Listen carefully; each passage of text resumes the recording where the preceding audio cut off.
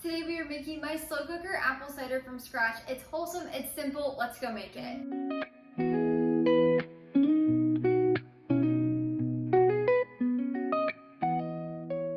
You can find my full written recipe link down in the description below. Just click that link, it'll take you over to the blog where you can print and save anytime, as well as find storage tips and serving ideas. To get started, we're gonna need 8 medium-sized apples. So you can use any brand. I always like to use Pink Lady apples or an apple that's in season at our local orchard. These are from the grocery store, they're Pink Ladies, they are so delicious. So you'll want to rinse them with water and dry them off with a kitchen towel. I've already rinsed these. And then we're gonna core each one and cut it into 12 slices. You can do this with a knife or you can use an apple slicer like this. It cores it and slices it into 12 pieces all at once. I'll leave my link down in the description below if you'd like to check it out.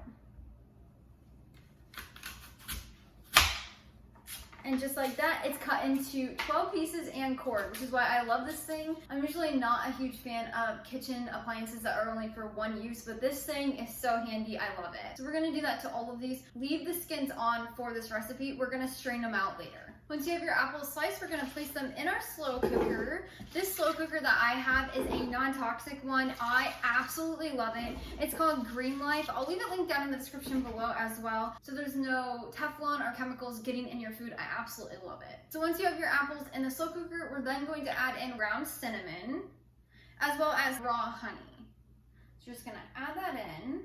We are also gonna add in lemon juice. This just adds a little bit of freshness to the cider. Now that we have everything in there, we're going to fill the slow cooker up until the apples are covered with water. So you just wanna make sure they're down in an even layer in here, and then we're just going to cover them with the water. You don't wanna have any extra than that, just until they're covered. I'm using filtered water for mine.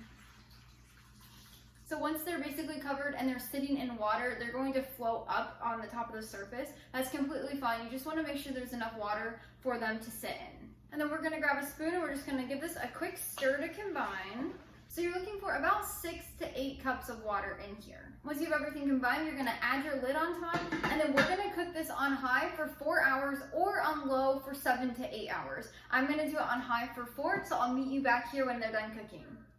Now that our apples have cooked for 4 hours, we're gonna take the lid off.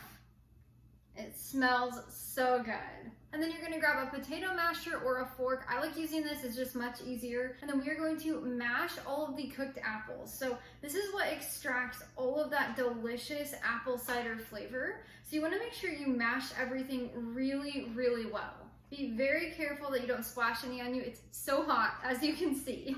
Once you have all of your apples mashed, we're gonna put our lid back on, and then we're gonna cook this on another 2 hours on high or 4 hours on low. A lot of people don't do this and their apple cider doesn't have a ton of flavor. When you mash everything, it then releases all of that juice and it makes it even more flavorful if we cook it for a little longer. So I'm gonna do 2 hours on high and I'll meet you back here when it's done. Once your cider has cooked for another 2 hours on high or 4 hours on low, we're ready to strain it out. So at this point, you have a very concentrated cider mixture. So what we're gonna do, you're gonna grab a fine mesh strainer. You can also use a cheesecloth, and you're gonna place it over a large mixing bowl or a pitcher. You can do either of them.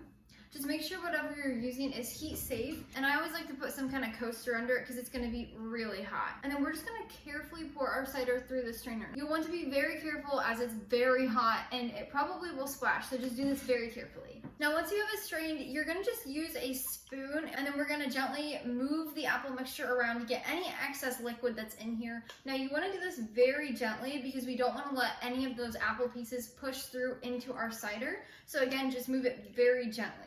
And then if you don't want to toss out all of this apple pulp from our cider, you can toss it in a blender or a food processor and make homemade applesauce. So that's a great thing to do, is hold it off to the side. Now once you have it all strained, you can give it a taste. If you would like it a little more sweet, you can add a few extra tablespoons of raw honey. You can also add a few extra teaspoons of cinnamon if you want it a little bit more cinnamony. Now I do have to say, your cider is going to turn out different every single time. The amount of acid in each individual apple plays a huge role in how your cider tastes, how much flavor it has, Also, the type of apple you use, how many tannins or the makeup of it, how ripe the apple was, how it grew, all of that goes into how your cider is going to taste. So if your cider is not very flavorful, it's just something to do with the apples you are using. Whenever I make this cider, it turns out completely different every single time, which is why I always recommend adding a little extra sweetness or cinnamon if you need. But that's why I always recommend using locally sourced apples or organic, because you get much more flavor out of this. And that's how you make my homemade slow cooker apple cider. You can serve this right away in mugs and enjoy it warm. You can also toss it back in your slow cooker and put it on the warm setting and keep it warm for a few hours. Or you can let it sit on the counter and cool completely down and then store it in your refrigerator for about 4 to 5 days. Let's give it a quick try. Oh my gosh, that is an amazing cup of cider. Everything you could want. I hope my slow cooker apple cider recipe finds a special place in your home this fall. It will make your house smell so good. Until next time, go love your family and serve God one recipe at a time.